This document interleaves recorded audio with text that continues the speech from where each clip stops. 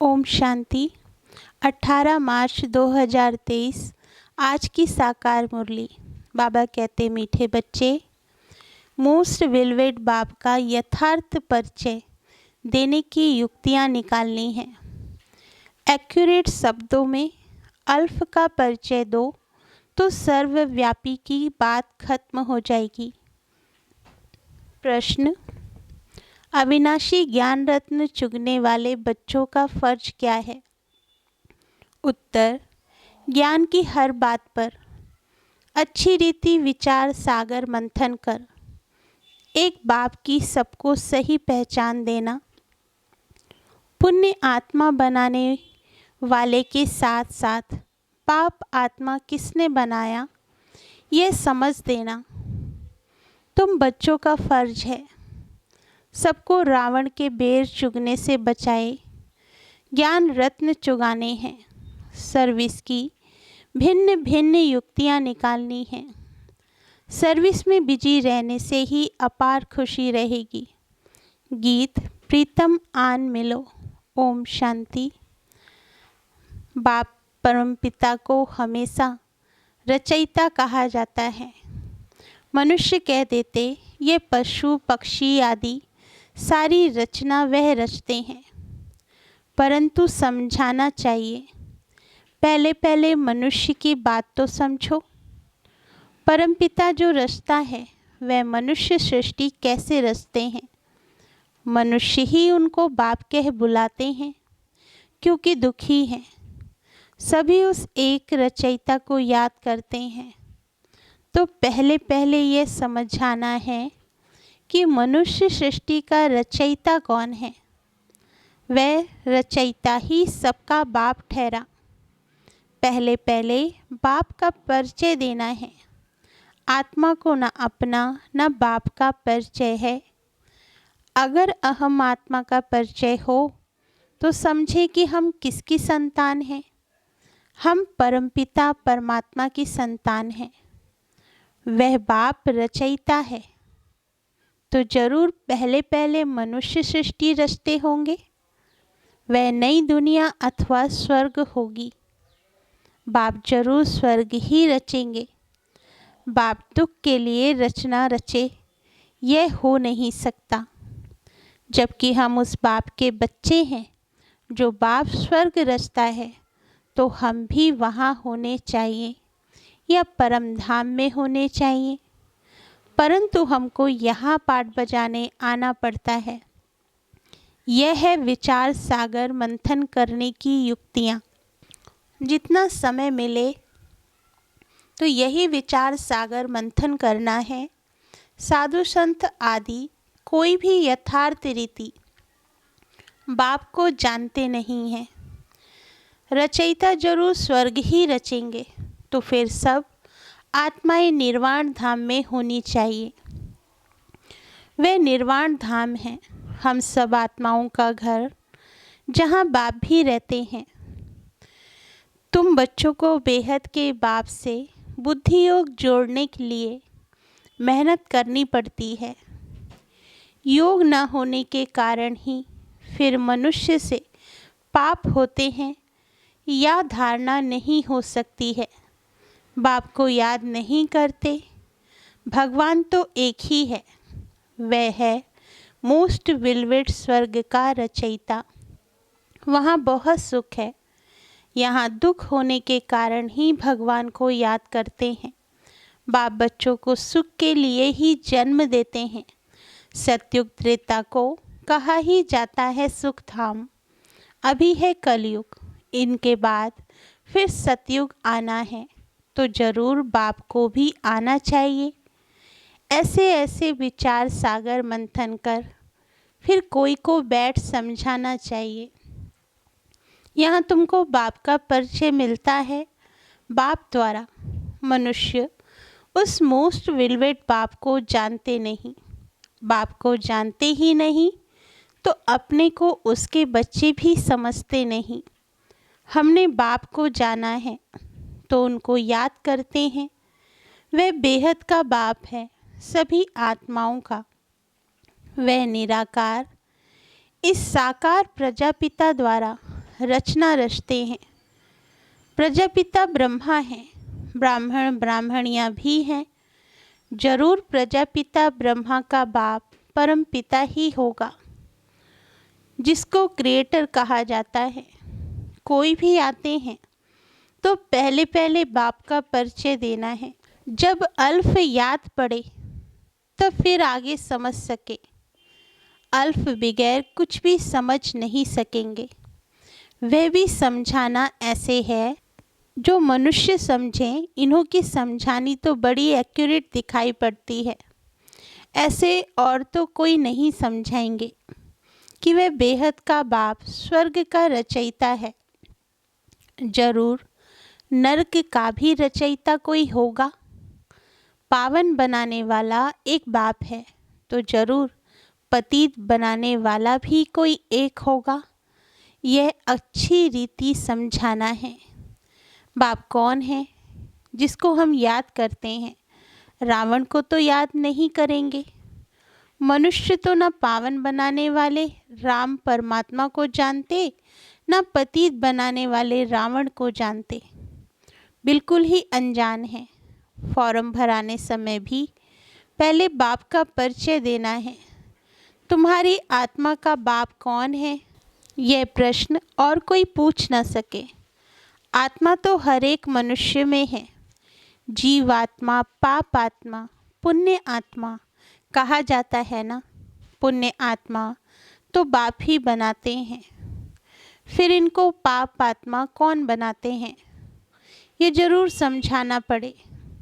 बाप जो स्वर्ग का रचयिता है, जिसके हम सभी बच्चे हैं, उनको तुम जानते हो। वह तो जरूर पावन दुनिया ही रचते होंगे। अभी है पतित दुनिया, इसलिए मनुष्य गाते भी हैं, हे पतित पावन आओ। इतने सब पतित मनुष्यों को पावन कौन बनाए? सर्वव्यापी हैं। फिर तो ये बात नहीं उठती कि परमपिता परमात्मा आओ। सर्वव्यापी हैं, फिर तो उसको याद करने की भी दरकार नहीं। अभी हम आपको बहुत अच्छी राय देते हैं। ब्रह्मा की राय तो मशहूर है ना। हम ब्रह्मामुख वंशावली ब्राह्मण ब्राह्मणियाँ हैं। ब्रह्मा को भी राय देने वाला जरूर ऊंच होगा। ब्रह्मा वल्द परमपिता परमात्मा शिव, वह है आत्माओं का पिता, वह है प्रजापिता। तुम बच्चे सर्विस के लिए ऐसे ऐसे विचार सागर मंथन करेंगे तो तुमको बहुत खुशी रहेगी। कोई आए तो उनको ज्ञान रत्न देने हैं। बाप आकर अविनाशी ज्ञान रत्न चुगाते हैं, जिससे हम विश्व के मालिक बनते हैं। फिर रावण आकर बेर चुगाते हैं। शिव का चित्र, देवताओं के चित्र सब पत्थर के ही हैं। पत्थर को पूछते पूछते पत्थर बुद्धि बन जाते हैं। शिव का भी पत्थर का चित्र है। जरूर कोई समय शिव बाबा चैतन्य में आकर पढ़ाते होंगे। प्रजापिता ब्रह्मा भी होगा, ब्रह्मा कुमारी सरस्वती भी होगी।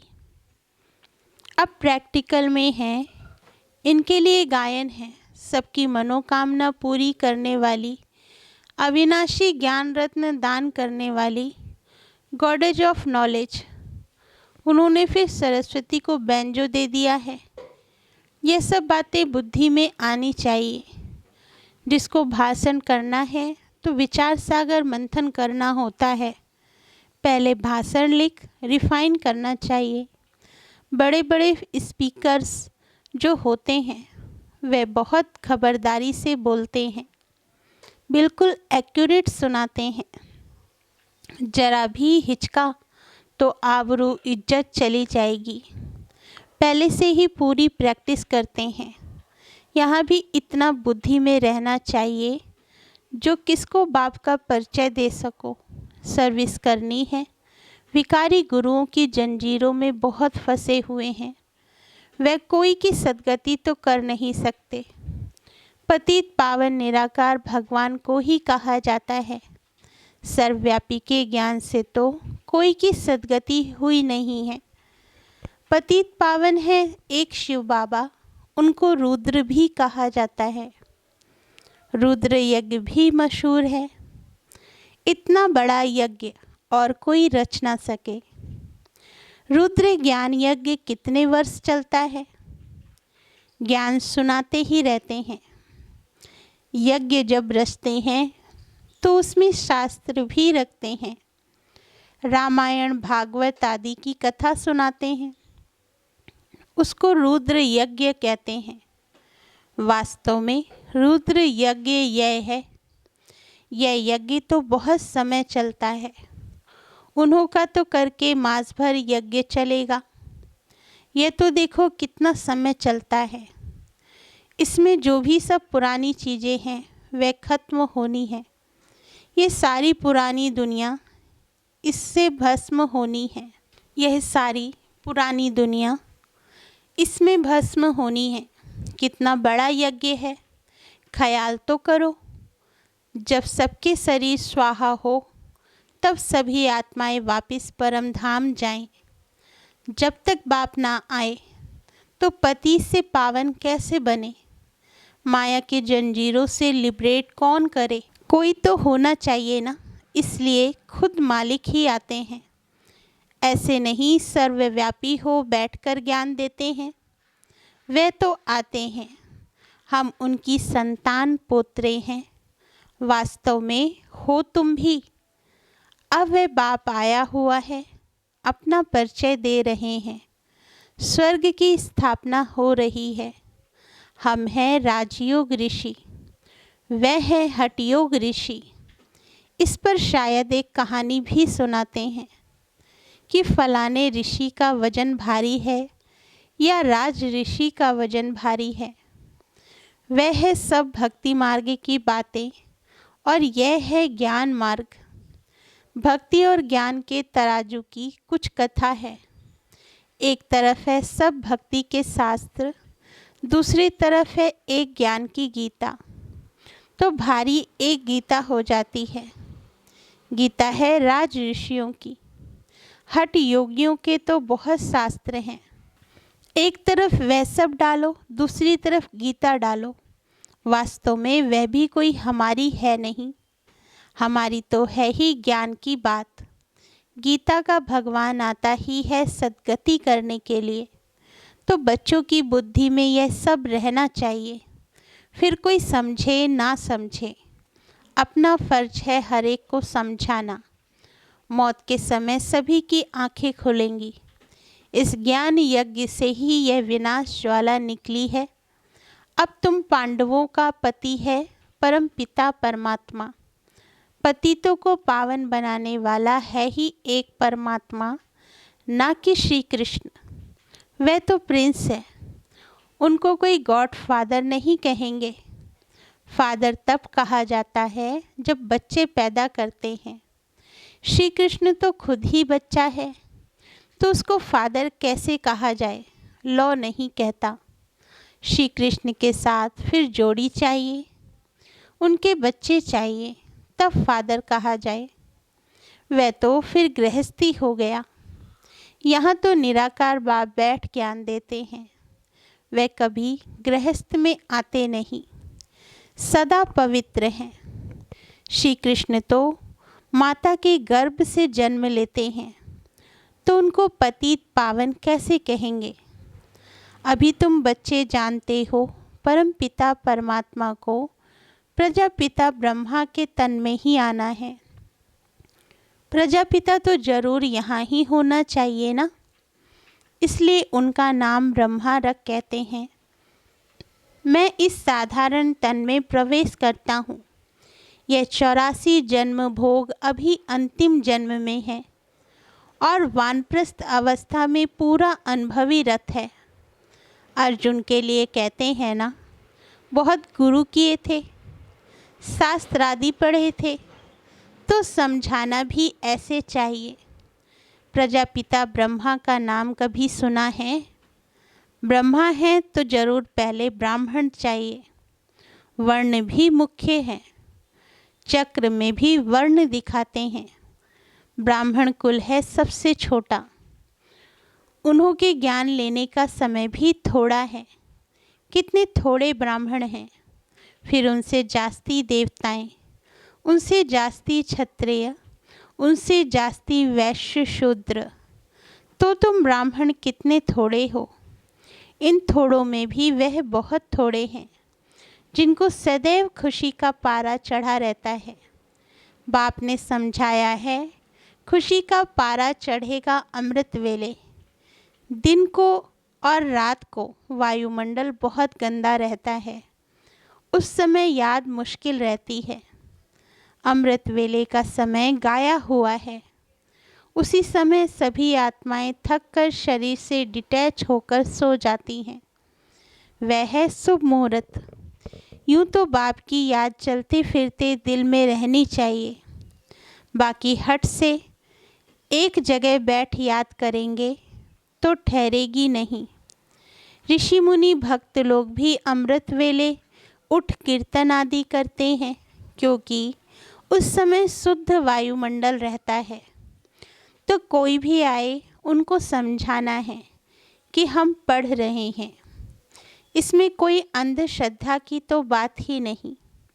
निराकार बाप टीचर के रूप में हमको सहज राजयोग सिखा रहे हैं, तो मनुष्य आश्चर्य खाएंगे कि इन्हों को निराकार कैसे पढ़ाते हैं। भगवान वाच भी बरोबर है, तो जरूर शरीर में आकर राजयोग सिखाया होगा। कोई शरीर का लोन लिया होगा तो पहले युक्ति से बाप का परिचय देना चाहिए।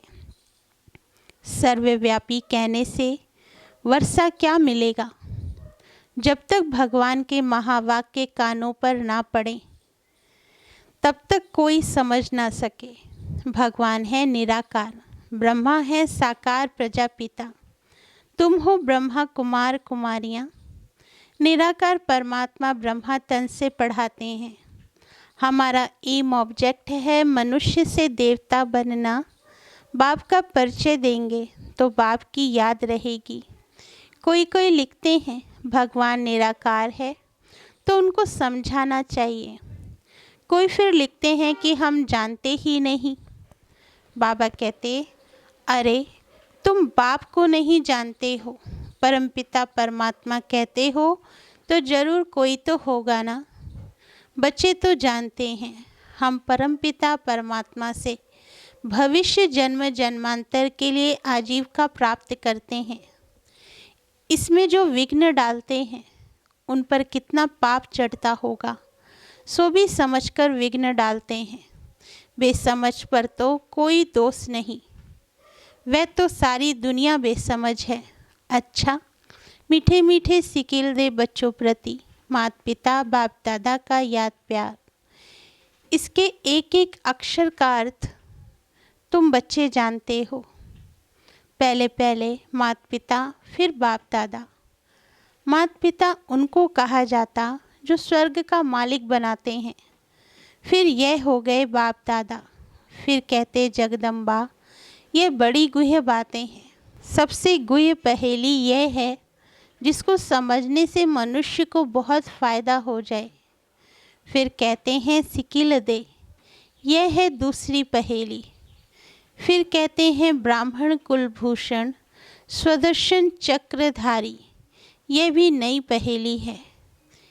एक एक बात में पहेली है। अच्छा, स्वदर्शन चक्रधारी नूरे रत्नों प्रति याद प्यार और गुड मॉर्निंग। रूहानी बाप की रूहानी बच्चों को नमस्ते। धारणा के लिए मुख्य सार। फर्स्ट पॉइंट, अमृत वेले से शुभ मुहूर्त में बाप को बहुत प्यार से याद कर खुशी का पारा चढ़ाना है। चलते फिरते भी याद का अभ्यास करना है। सेकंड पॉइंट, पाप कर्मों से बचने व ज्ञान की अच्छी धारणा करने के लिए एक बाप से बुद्धि योग जोड़ने की मेहनत करनी है। वरदान दिया बाबा ने, बिंदु रूप में स्थित रह सार युक्त योग युक्त युक्ति युक्त स्वरूप का अनुभव करने वाले सदा समर्थ भव। वरदान का सार है, क्वेश्चन मार्क के टेढ़े रास्ते पर जाने के बजाय हर बात में बिंदी लगाओ, बिंदु रूप में स्थित हो जाओ तो सार युक्त, योग युक्त, युक्ति युक्त स्वरूप का अनुभव करेंगे। स्मृति, बोल और कर्म सब समर्थ हो जाएंगे। बिना बिंदु बने विस्तार में गए तो क्यों क्या के व्यर्थ बोल और कर्म में समय और शक्तियाँ व्यर्थ गवा देंगे, क्योंकि जंगल से निकलना पड़ेगा। इसलिए बिंदु रूप में स्थित रह सर्व कर्मेंद्रियों को ऑर्डर प्रमाण चलाओ। स्लोगन: बाबा शब्द की डायमंड चाबी साथ रहे तो सर्व खजानों की अनुभूति होती रहेगी। अच्छा, ओम शांति। मीठे बाबा।